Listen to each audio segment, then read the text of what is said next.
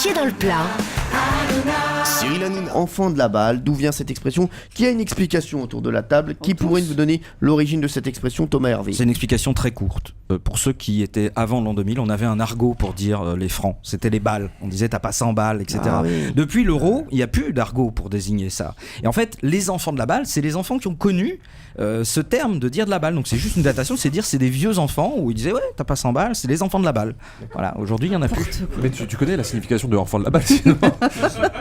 Enfant de la balle, bien sûr, c'est lorsqu'on parle d'un comédien ou d'un Ouais, artiste dont c'est les ça. parents faisaient le même métier, on dit que c'est un enfant de la balle. Apparemment, la bonne explication ne sera pas chez Thomas Hervé. Valérie Benaïm. Non, ça remonte au Moyen-Âge, c'est très très vieux toute cette histoire. Oui, ça vous fait rire, hein, mais je sais bien.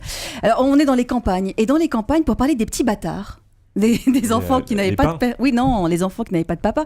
En termes plus jolis, on disait c'est un enfant de la belle. Mais comme il est, voilà, donc on parlait uniquement de la mère pour la mettre en valeur, pour éviter de parler du père, l'enfant de la belle. Comme il parlait avec un accent assez fort, ça donnait enfant de la balle. Et ensuite, on envoyait ces petits bâtards C'est ça, le petit dans bâtard. les cirques itinérants.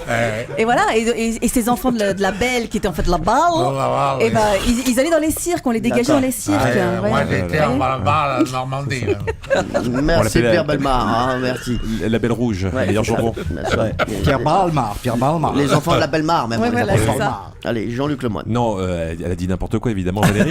Mais là où elle a raison, c'est que c'est une déformation. En fait, c'est venu d'un artiste qui était très connu, un musicien, qui avait eu énormément d'enfants, puisque en fait, dès qu'il croisait quelqu'un, il l'a fécondé.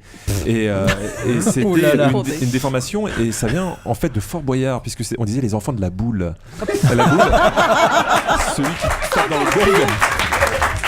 Et en fait, les cachots, Cyril le sait, hein, la boule était très affectueuse. Et donc, on a dit, tous les enfants qui faisaient ce métier-là, qui tapaient dans le gong, ce sont des enfants de la boule. Et c'est devenu avec le temps des enfants de la balle. Merci. Pierre Bellemare, vous avez une explication ou pas? Elle est évidente. C'est quoi? Vous savez bien qu'il y a une petite ville française en Normandie qui s'appelle Bâle.